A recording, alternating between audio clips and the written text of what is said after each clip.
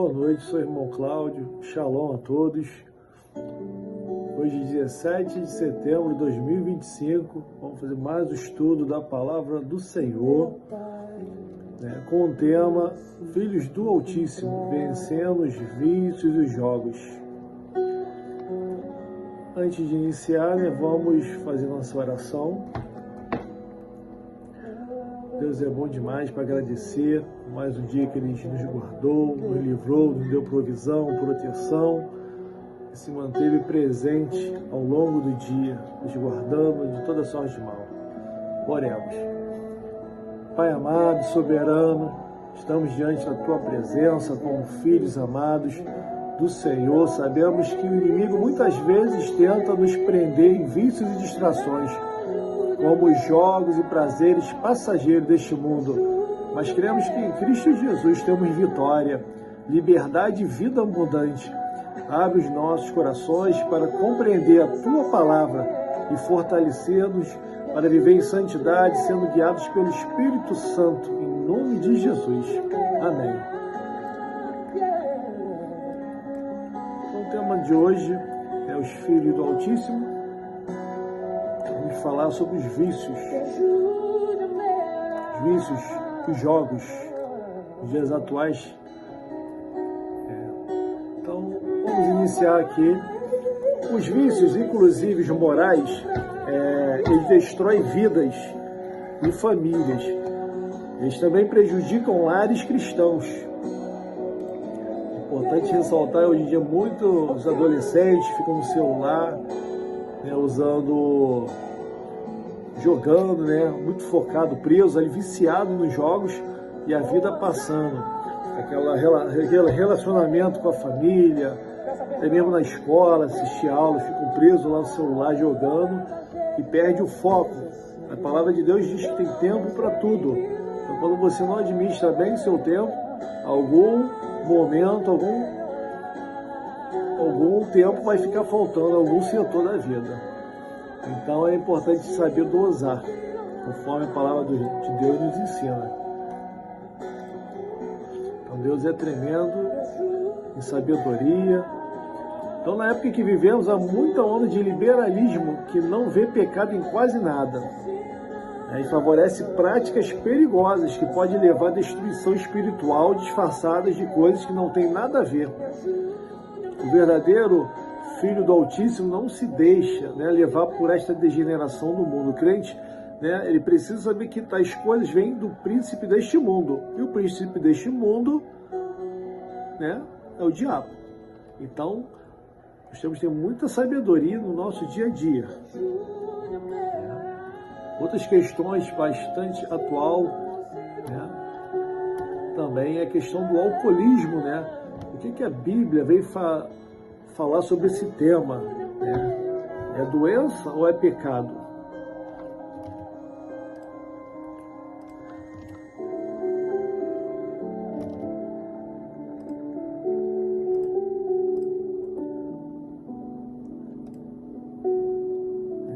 Então, a Bíblia, no livro do Senhor, ele vê o alcoolismo de modos diferentes do mundo. Nela verificamos que o alcoolismo e bebedeira e outros vícios são vistos como atos pecaminosos.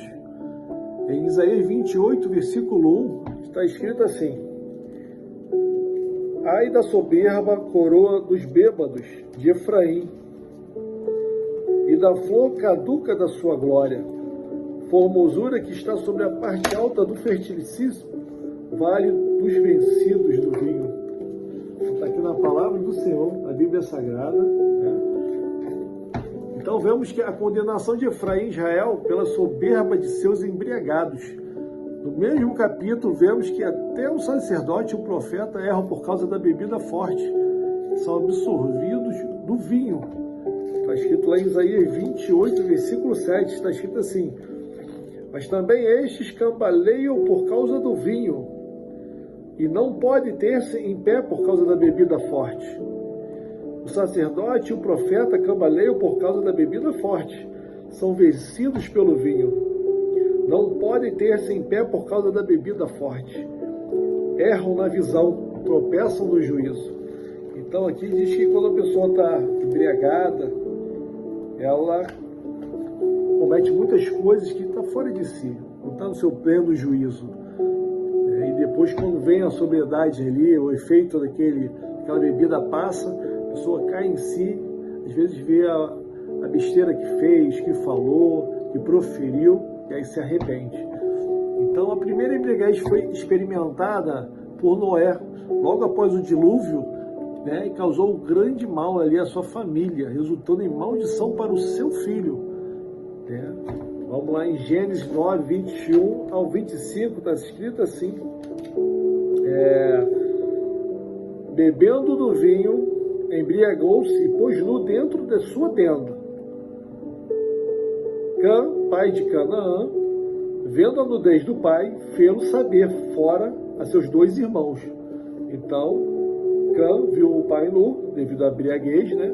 Estava embriagado, bebeu muito vinho, e ele foi levar o conhecimento ali dos seus irmãos. Então, Sam e Jafé tomaram uma capa, puseram-na sobre os próprios ombros de ambos, e andando de costas, rostos desviados, cobriram a nudez do pai sem que a vissem. Então, os 2 irmãos, sabendo ali do ocorrido, levou uma capa e cobriu o pai. Em 24 diz que, despertando Noé do seu vinho, soube o que lhe fizera o filho mais moço, e disse: maldito seja Canaã, seja servo dos servos de seus irmãos.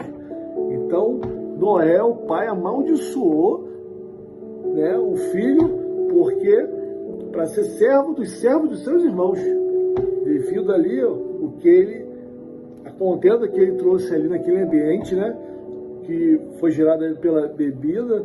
Ele levou o conhecimento dos seus irmãos de forma a difamar o pai. Então, ele foi amaldiçoado. Então, maldito seja Canaã, seja servo dos servos de seus irmãos. E, de fato, né, ao longo da vida ali de Canaã, essa maldição do pai sobre a vida dele impactou aí a geração dele, porque não teve sabedoria. Então, a condenação à bebedice, né? Diz a palavra: ai dos que se levantam pela manhã e seguem a bebedice, e se demoram até a noite, até que o vinho esquenta, harpas e alaúdes e tamboris e pífaros, e vinho há nos seus banquetes, e não olham para a obra do Senhor, nem consideram as obras das suas mãos. Isaías 5, versículo 11 e 12. Aí vemos um tipo de festa no Antigo Testamento semelhante ao que se passa nos jogos, nos bares, nos clubes e shows mundanos, em que a bebida alcoólica é fator indispensável para a sua motivação. Então, a palavra do Senhor, né, tudo que vai afetar o teu corpo, o seu juízo, né, seja bebida, seja cigarro, seja qualquer produto químico que vai afetar o templo do Espírito Santo, que é o nosso corpo, né, vai trazer consequências tanto físicas quanto espirituais, emocionais, para a pessoa e para a família, né, porque a pessoa ela não sofre sozinha. Então, vamos avançar aqui no nosso tema.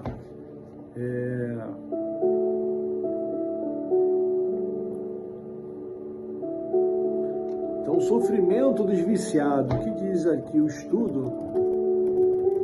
O sofrimento dos viciados. O escritor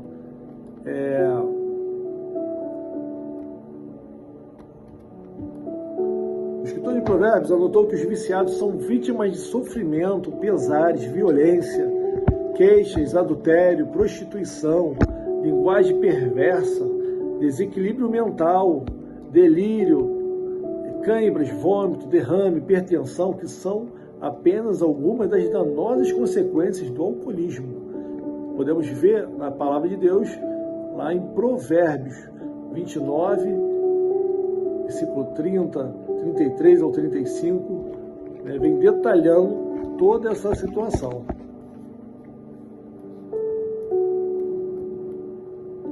Então, o que diz o alcoolismo lá no Novo Testamento?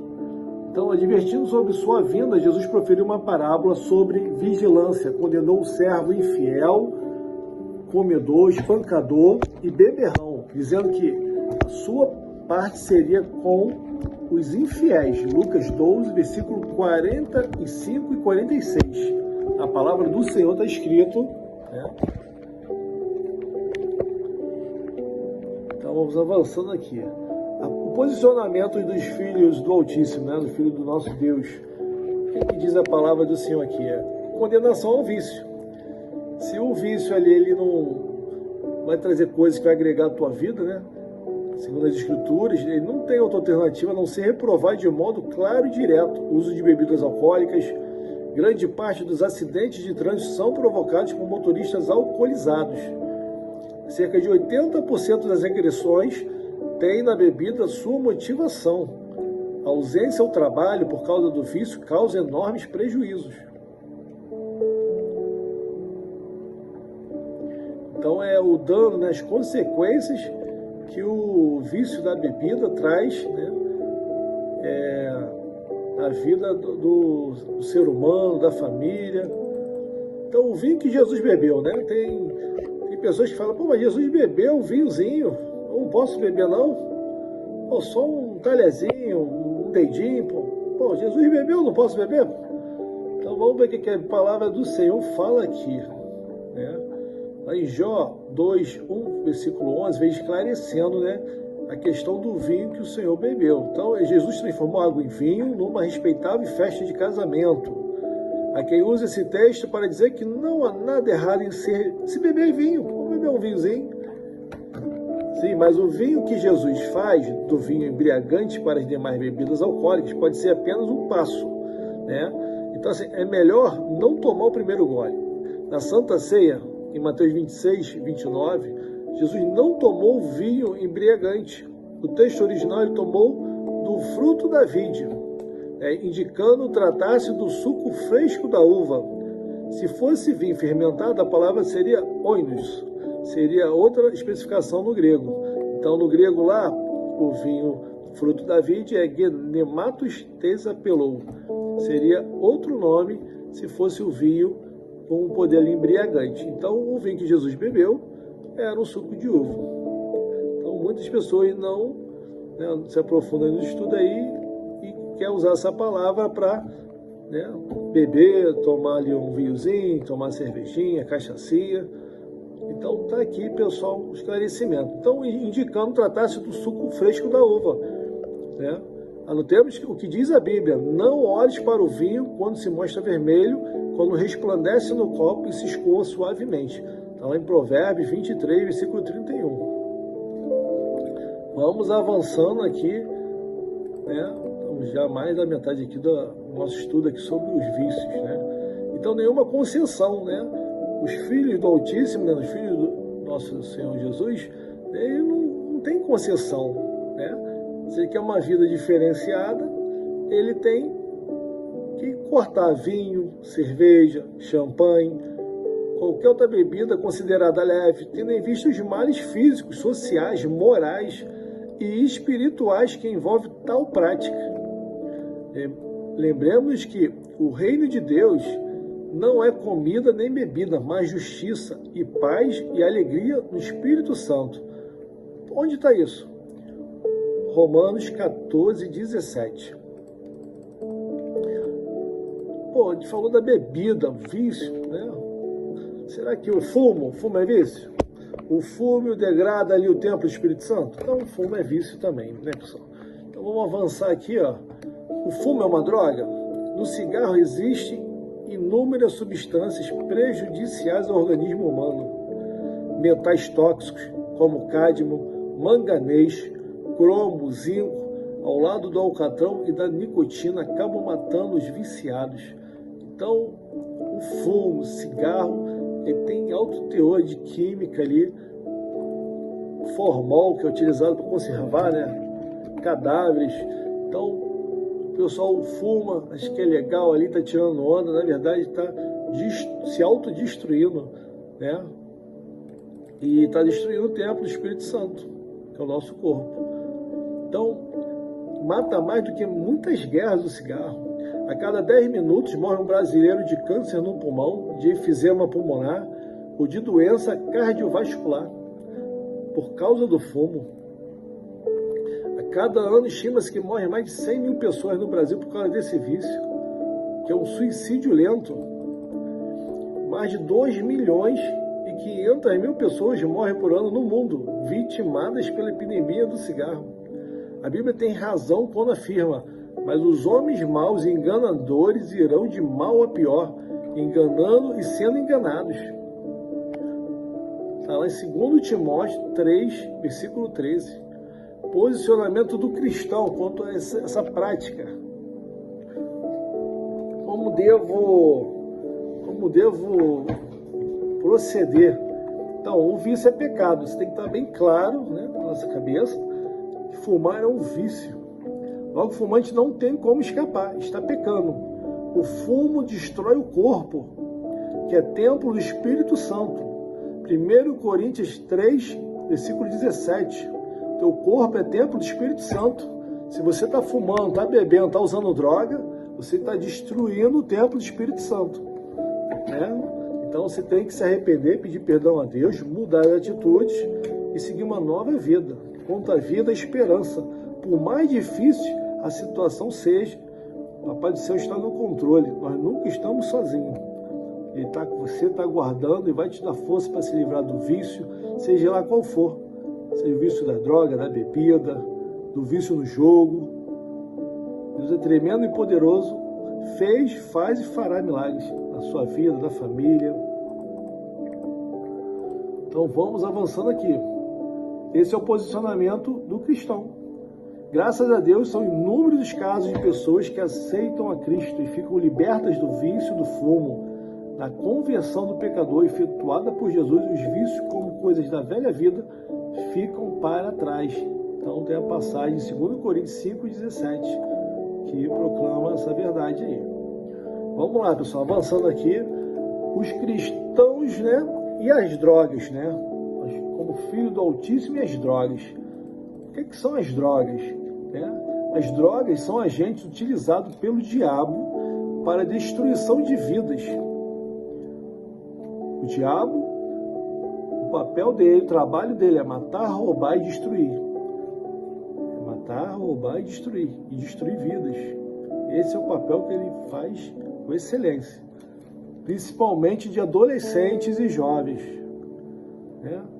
Então, vigia os adolescentes, os jovens, os adultos, né? Tanto os homens quanto as mulheres, meninas, porque ele não brinca de ser diabo. Vem com a aparência do bem, vem com a aparência boa, agradável, de amigo. Ele não vem com a aparência de mal, ele vem com uma aparência de amigo, legal. Quando você vê, você já está envolvido, ele já te abraçou, você acha que ele é teu amigo, até a hora que ele te dá o bote. E quando ele te dá o bote, espero que não seja o fim, mas espero que o Papai do Céu, o Espírito Santo, sempre vai estar com você. E vai restaurar, vai guardar. A gente, não é Deus que se afasta da gente, é a gente que se afasta de Deus. E quando a gente se afasta dos caminhos de Deus, a gente se aproxima do caminho errado, do caminho que desagrada, do caminho do inimigo. Então a gente tem que ter essa sabedoria. Então, motivos que levam às drogas.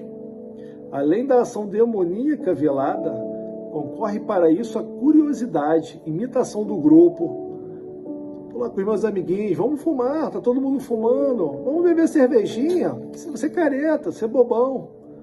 Se você está sabendo, está ouvindo aqui a verdade, não fume, não beba, seja bobão, mas você vai ter a vida longa, sabe por quê? A palavra de Deus diz que você vai estar honrando teu pai e tua mãe. Você não precisa honrar os colegas, bebendo, fumando. Você tem que honrar o teu pai e a tua mãe.